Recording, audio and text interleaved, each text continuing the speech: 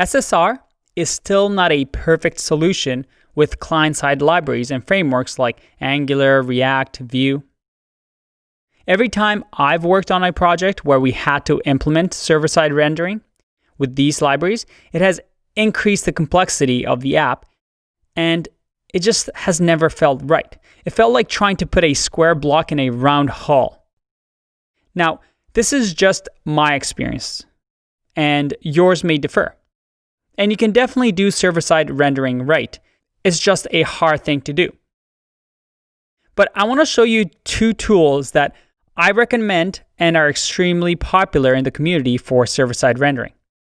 Just like Create React App, where we had a lot of the top developers working on this project to make our React apps easy to set up, a lot of the top people in the field use these tools to implement server-side rendering instead of reinventing the wheel yourself.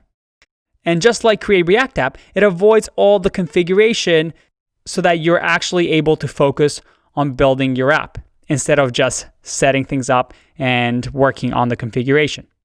So let's look at both of them. The first one is Gatsby.js. And Gatsby.js is, as you can see, a blazing fast static site generator for React. And Gatsby, as it says, is fantastic. If you want to do server-side rendering and you want static sites, you should be using Gatsby.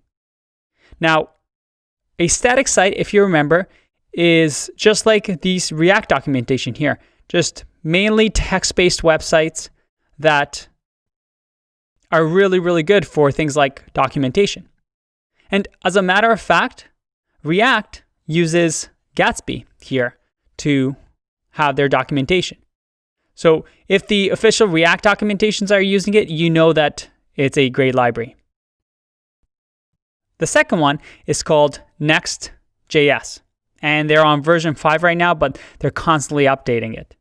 Next.js, unlike the Gatsby.js project, which is a static site generator, Next.js is a full-blown dynamic tool to build rich applications.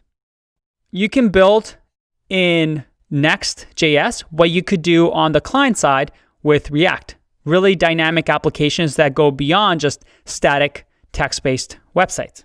The cool thing with Next.js is that instead of you having to implement render to string and implementing your own server-side rendering with React, it's very easy to use and they do all that for you.